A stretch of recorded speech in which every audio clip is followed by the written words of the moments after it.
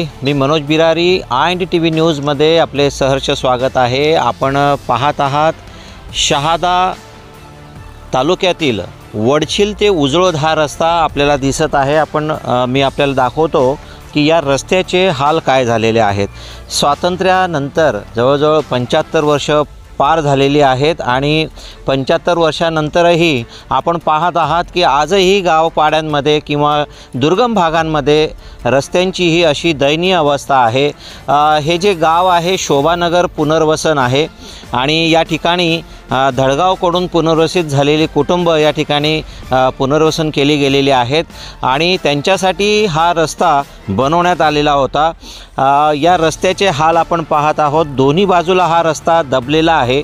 या रस्त्याने जी अवजड वाहतूक होत आहे, जी अवजड वाहनं रेतीची, खडीची किंवा अन्य आणखीन वाहनं या मार्गाने जात येत असतात। परिणामी या रस्त्याची हालत आपण पाहत आहोत। PWD मार्फत, सार्वजनिक बांधकाम विभागामार्फत हा रस्ता गेल्या काही महिन्यांपूर्वीच बनवण्यात आलेला आहे आणि आज आपण या रस्त्याची हालत बघत आहोत।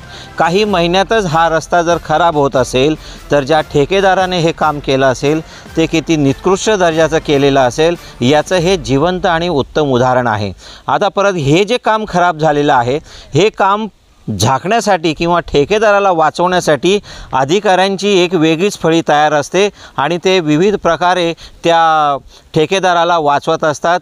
परिणामी अतिवृष्टी झाली, पाऊस जास्त पडला, मग त्याच्यामुळे रस्ता दबून गेला, अशी बहुतेक कारणं या ठिकाणी दिली जातात आणि सामान्य जनतेला दिशाभूल करण्याचं काम प्रशासन आणि ठेकेदार हे करत असतात।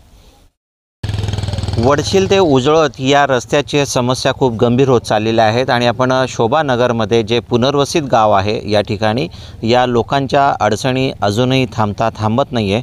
आपण त्यांच्याशी जाणून घेऊया। आपल्याकडे काही ग्रामस्थ आहेत। आपलं नाव सांगा। माझं नाव जोरदार डेमच्या वसावे, राहणार शोभानगरमधला। काय समस्या आहे रस्त्याच्या?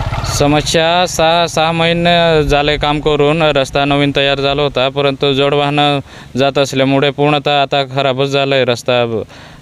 STला निघायलासुद्धा त्रास होते। इथं मुलांना शाळेत जायला आणि शेतात जाण्यासाठी जड वाहनं खत वगैरे घेऊन जाण्यासाठी वाहनं नाही निघून राहिले गावातून। कुठल्या प्रकारची वाहनं इकडून जास्त प्रमाणात चालतात? जास्त करून तर मोठे डंपर चालतात, ते रेतू वाहतूकचे डंपर चालतात। जड वाहन असल्यामुळे पूर्णतः रस्ता खराब झाला आहे। गौण खनिजचे वाहतूक होते? हां, जास्त करून तेच वाहतूक होते। रात्री दिवसाभर कमीत कमी 6-7 डंपर आहेत, ते दिवसभरात 15-16 एक डंपर ट्रिप मारतो, त्याच्यामुळे पूर्ण रस्ता खराब झाला आहे।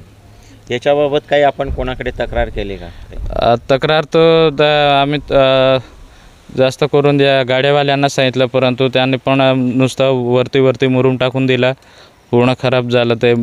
त्यांच्याच वाहनामुळे तोच रस्ता ते बनवूनसुद्धा लगेच खराब होऊन चालला आहे। नाही, डिपार्टमेंटकडे आपण काही तक्रार केली का? सार्वजनिक बांधकाम विभाग झालं, ZP झालं, काही तक्रार केली? नाही, तसं तर अजून चालूच आहे। तसं आम्ही 2-एकदा सांगितलं त्या कॉन्ट्रॅक्टर साहेबांना, ते म्हणे आम्ही करून देतो म्हणून मुरुम टाकला, तरी पूर्णतः खराबच झाला आहे रस्ता।